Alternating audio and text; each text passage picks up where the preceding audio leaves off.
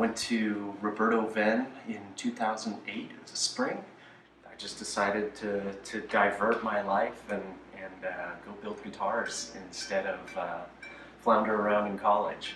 The benefit of going to Roberto Venn that I realized after building multiple guitars before going to school was that you'll expand your trick bag. I was already I probably made about 4 guitars before going to the program and thought I was hot stuff before going there. And it really expanded my mind on how to be able to use tools, how to be able to make tools. The program is going to teach you that, whereas I don't feel like a lot of smaller kind of programs or kit building classes do the same. With Roberto Venn, I feel like the information there was invaluable about not just how to build guitars, but how to use the tools, how to make the tools work for you, and how to maintain the tools themselves to keep yourself up and running, to prevent yourself from having to buy expensive tools over and over again. So I don't think I ever would have gotten that aspect if I had learned it from somebody else or tried to take just a basic guitar building class. This, you get really the full gambit from beginning to end.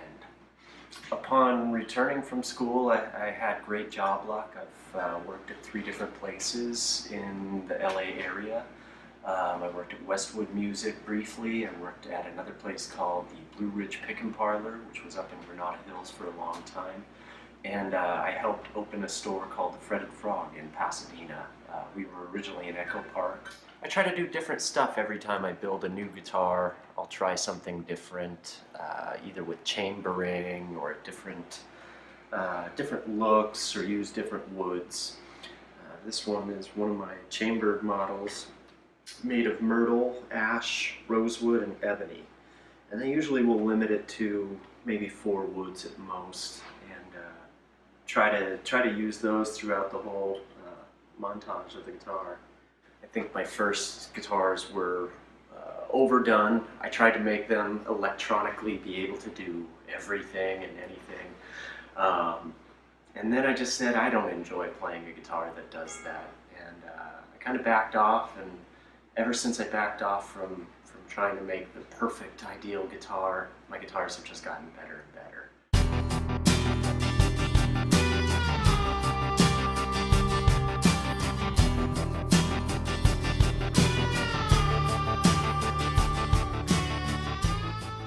I started doing repairs in 2008 at Westwood Music. I went into it feeling very confident and was quickly humbled by a lot of the difficult stuff that you encounter in the repair world. Having done it now for 8 years and having been the luthier to help start the store, the Fretted Frog, I kind of didn't have a mentor at that point. At Westwood, somebody was helping me, showing me through a lot of difficult repairs, finish repairs, body and crack repairs and that sort of thing.